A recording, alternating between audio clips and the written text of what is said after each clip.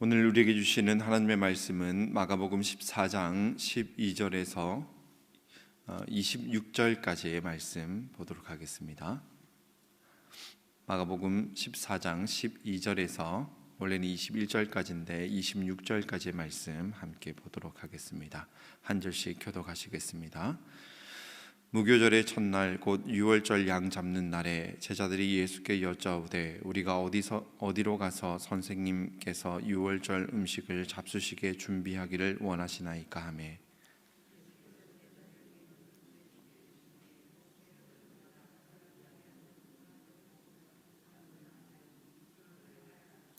어디든지 그가 들어가는 그 집 주인에게 이르되 선생님의 말씀이 내가 내 제자들과 함께 유월절 음식을 먹을 나의 객실이 어디 있느냐 하시더라 하라.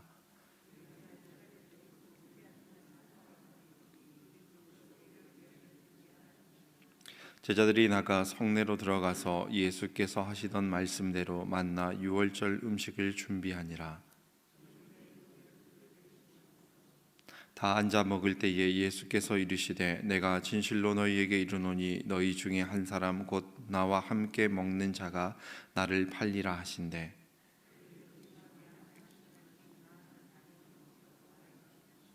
그들에게 이르시되 12 중에 하나 곧 나와 함께 그릇에 손을 넣는 자니라.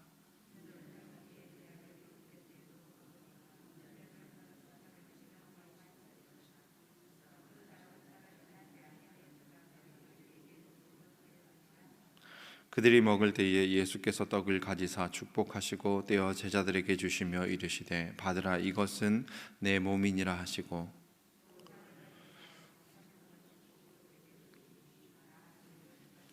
이르시되 이것은 많은 사람을 위하여 흘리는 나의 피 곧 언약의 피니라.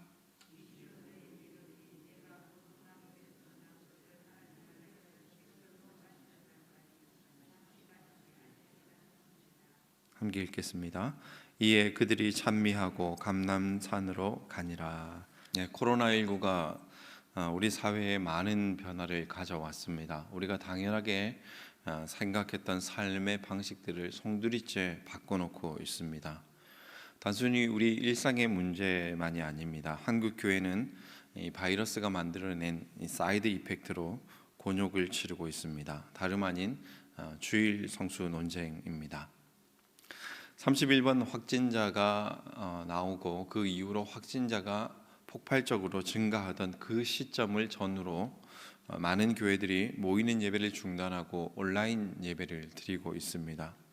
그리고 한편에서는 주일을 성수해야 한다라고 하는 그 입장을 지키면서 계속해서 예배를 드리고 있는 교회들도 있습니다. 이를 두고 교회 내에서 그리고 언론이나 소셜 미디어를 통해서 논쟁이 한참 진행 중에 있는 것 같습니다. 어떤 사람은 우리가 바이러스에 굴복할 것이 아니라 하나님을 믿고 예배를 사수해야 한다라고 이야기합니다. 반대로 어떤 사람은 가정이나 일상의 공간에서도 우리가 얼마든지 예배를 드릴 수 있다라고 이야기하고 있습니다. 어떤 이들은 지금 상황을 바벨론 포로기에 빗대어서 말하기도 하고 어떤 분들은 성경 속에서 어떤 전염병이 돌았던 그런 본문들을 찾아서 연구하기도 하고 역사적으로 전염병이 창궐했던 시기에 교회와 성도들이 어떤 선택을 우리의 선배들은 믿음의 조상들은 어떤 선택을 했었는지 그것을 찾아서 연구하는 이들도 있습니다. 아마 제 생각에는 이 코로나는 끝날지 몰라도 이 논쟁은 쉽게 끝나지 않을 것 같습니다. 우리는 지금 전례가 없는 그런 상황을 경험하고 있습니다. 전례가 없다고 하는 이 말에는 몇 가지 의미가 있습니다. 코로나19가 신종 바이러스이긴 하지만 사실 역사적으로 따져봤을 때에 유사한 어떤 세균이나 바이러스 사태는 과거에도 있었습니다. 가까운 예로는 잘 아시는 메르스나 사스 그리고 신종 플루가 있었습니다. 더 과거로 올라가 보면 14세기에 유럽 인구의 3분의 1의 목숨을 앗아갔던 흑사병이 있었습니다. 그리고 잉카 제국의 인구 90%가 한순간 사라지는 유럽발 전염병도 있었고 20세기 초에는 5천만 명의 생명을 앗아간 스페인 독감도 있었습니다. 수치적인 면으로 보자면은 현재까지 이 코로나19보다도 훨씬 더 무서운 그런 기록을 남긴 전례들이 많이 있었습니다. 그러나 그럼에도 불구하고 제가 이번 사태를 전례가 없다라고 하는 것은 사람들이 이 종교를 바라보는 시선의 변화 때문입니다. 여러분, 알베르트 까미의 소설 페스트에는 이 프랑스 알제리의 오랑시를 배경으로 하고 있는 그런 소설입니다. 까미의 글에 보면은 이 페스트를 극복하기 위해서 애를 썼던 여러 인물들이 등장합니다. 그 가운데 파늘루라고 하는 신부가 있습니다. 당시만 하더라도 죽음의 유령이 공기 속을 활보하면서 다닐 때 인간들이 할 수 있는 것은 거의 없었습니다. 유일하게 할 수 있는 것은 기도하는 것뿐이었습니다. 파늘루 신부는 하나님이 이 흑사병을 통해서 인간의 죄를 심판하는 것이다라고 회개를 선포했습니다. 그 설교를 듣고 오랑시 주민들은 교회로 몰려와서 회개하고 강복을 기원했습니다. 역사를 살펴보면 역사 속에서 전염병이 창궐하던 때에 꼭 종교 그리고 교회는 부흥을 했습니다. 죽음의 사자가 삼킬자를 찾아다닐 때 불안을 달랠 수 있는 곳이 종교밖에 없었기 때문입니다. 이교도들은 신전을 찾아가서 또 제사와 주수를 통해서 병의 이유와 원인을 묻기도 하고 부적을 써서 소지하기도 했습니다. 교회도 마찬가지였습니다. 사람들은 사제나 목회자들을 찾아와서 고해 성사를 하기도 하고 또 불신자들 중에서 신앙을 갖는 그런 사람들도 있었습니다. 역사 속에서 전염병이 창궐할 때에 사람들은 종교를 의지했고 교회는 부흥을 했었습니다. 그런데 코로나19 사태에서 이런 공식이 깨지고 있습니다. 지금도 파늘로 신부처럼 하나님의 심판을 외치는 그런 설교자들이 있습니다. 그런데 중요한 것은 우리 시대의 사람들은 오랑시 주민들과 다르게 더 이상 이런 설교에 귀를 기울이지 않는다라고 하는 겁니다. 특히 한국 사회가 더 그런 것 같습니다. 사람들이 더 이상 교회를 찾아와서 왜 하나님께서 진노하셨는지에 대해서 물어보지 않습니다. 회개를 하거나 복을 구하거나 교회나 성당을 지어서 하나님께 봉헌하는 그런 일도 없습니다. 사람들이 목회자나 교회에게 아무것도 기대하거나 요구하지 않는 것처럼 보입니다. 다만 사회가 지금 교회에게 가장 크게 바라는 딱 한 가지가 있는 것 같은데 그게 뭐냐면 제발 교회들이여 모이지 말라라고 하는 것 같습니다. 여러분, 이게 바로 전례가 없는 상황입니다. 지금 우리는 뭔가 중대한 시대의 변화 앞에 서 있는 것 같습니다. 코로나19 사태가 처음 시작될 때만 해도 한국에 대해서 세계 여론이 부정적인 평가를 많이 했습니다. 그런데 전세가 역전이 되었습니다.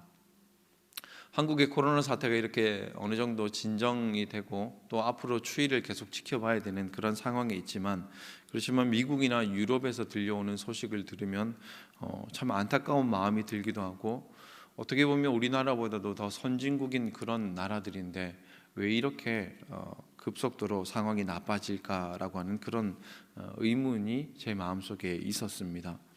대한민국이 의료기술이 뛰어난 건 온 세계가 아는 것이지만 사실 그런 나라들도 대한민국 못지않게 혹은 그 이상 의료기술이 탁월한 나라들인데 뭐가 문제일까?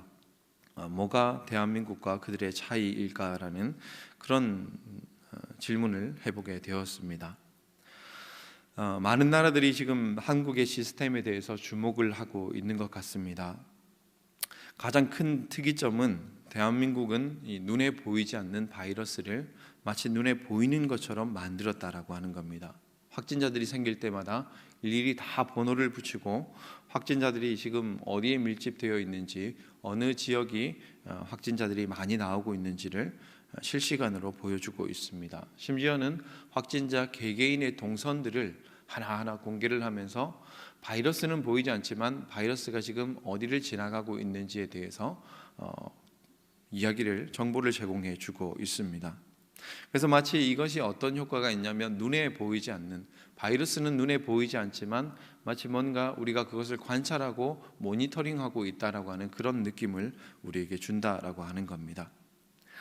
사람들이 그래서 지나친 공포나 두려움에 사로잡히지 않을 수 있는 것 같습니다. 여러분, 왜 그렇지 않습니까? 사람이 눈에 보이지 않는 그 공포와 두려움을 경험했을 때 훨씬 더 크게 다가오게 되는데, 그것이 어느 정도 눈에 보이고 어느 정도 내가 예측할 수 있을 때에 사람들은 덜 불안해하는 것 같습니다.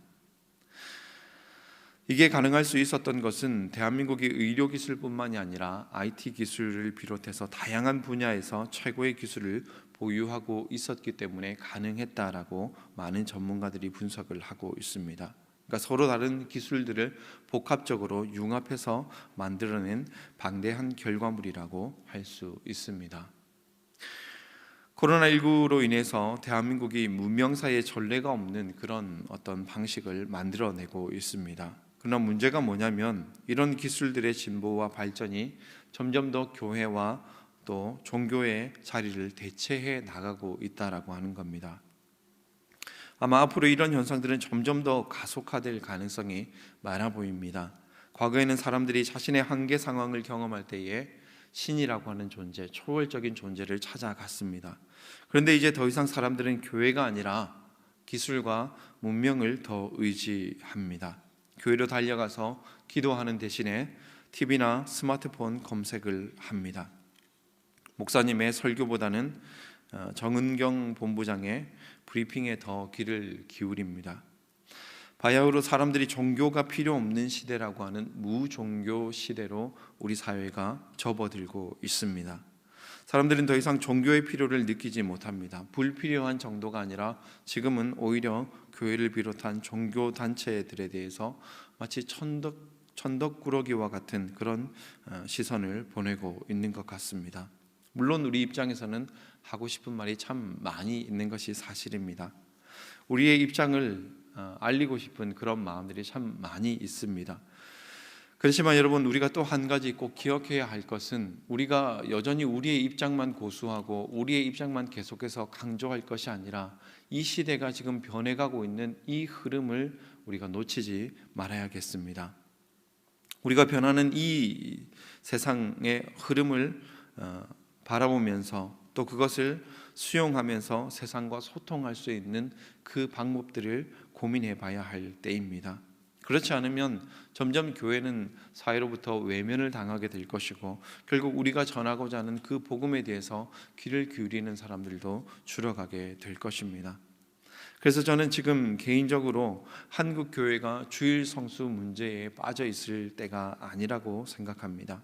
물론 예배는 너무나 중요합니다. 이것을 모르는 사람이 누가 있겠습니까? 그래서 우리는 주일 성수 예배에 대해서 계속해서 이야기하고 고민하고 진지한 토론을 해야겠지만, 우리가 그것만 하고 있을 수는 없다라고 하는 것입니다. 점점 더 무종교의 사회, 보네포라고 하는 신학자의 표현을 빌리자면은 성년의 사회가 되어버린 이 세계를 향해서 우리는 어떻게 기독교의 가치를 전달할 수 있을 것인지 고민을 해야겠습니다. 새로운 시대의 기독교는 어떤 모습으로 새로워져야 할 것인가를 우리가 함께 기도하며 진지하게 고민해야 할 때입니다. 서론이 많이 길었습니다. 오늘 본문의 말씀을 함께 보겠습니다. 여러분, 오늘 본문은 우리에게 최후의 만찬으로 알려진 말씀입니다. 마가는 본문의 배경이 곧 무교절, 곧 유월절이었다라고 우리에게 알려주고 있습니다. 여러분, 유월절은 어떤 날이었습니까? 오래전에 애굽이라고 하는 땅에 무서운 재앙이 임했던 날이었습니다. 죽음의 사자가 애굽 땅을 지나면서 그 땅의 모든 초태생, 곧 처음 난 장자들, 그들의 생명을 앗아갔던 날입니다. 요즘 시국이 그래서 그런지 저는 이 유월절, 그 당시 애굽의 상황을 묵상하면서 지금 우리가 경험하는 이 시대의 상황이 이렇게 겹쳐서 보였습니다.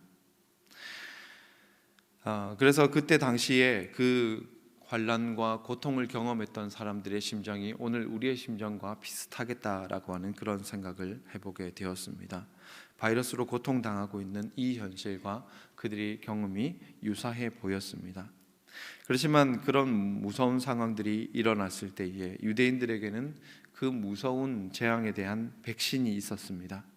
그 백신은 바로 어린 양의 피였습니다. 어린 양을 잡아서 그 집의 문설주와 임방에 바르는 그 집은 재앙이 넘어갔다라고 해서 그 절기의 이름이 유월절이 되었습니다.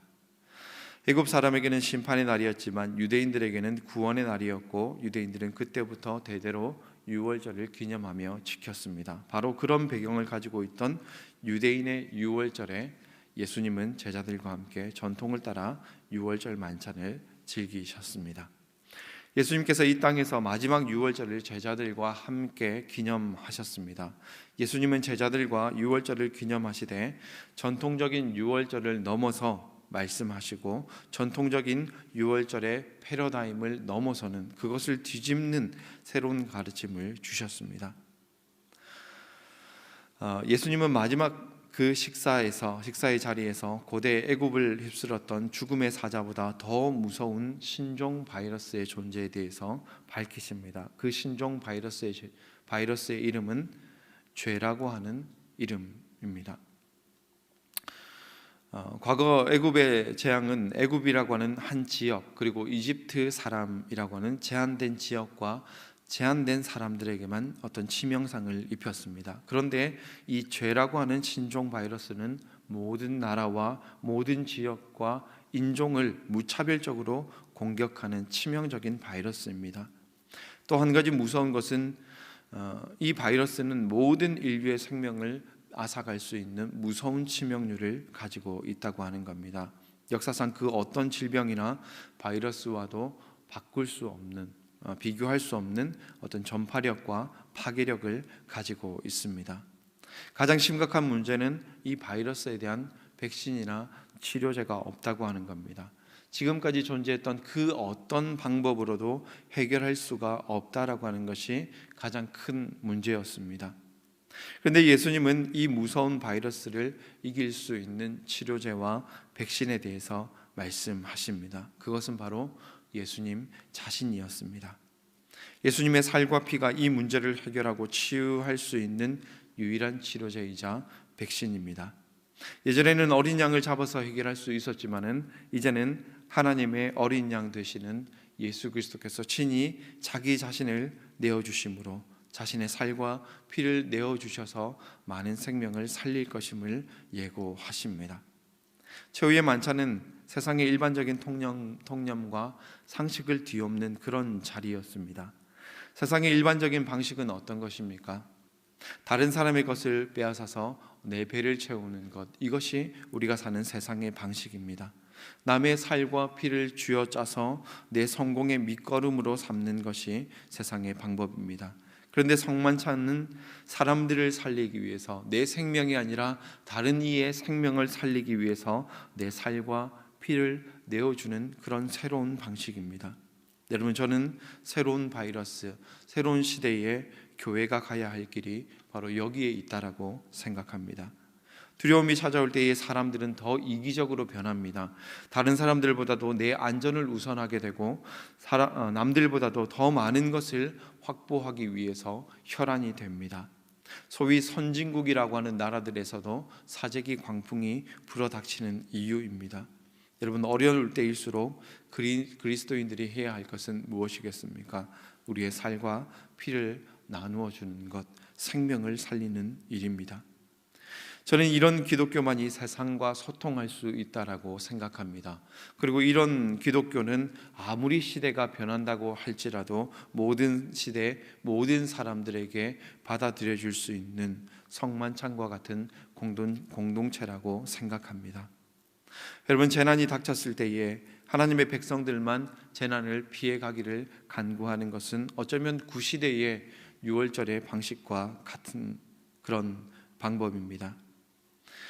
우리는 새로운 시대를 살아가고 있습니다. 우리 예수님께서 우리에게 새롭게 정해주신 새로운 유월절의 정신은 다른 생명을 살리기 위해서 내 몸과 피를 양식으로 내어주는 것입니다.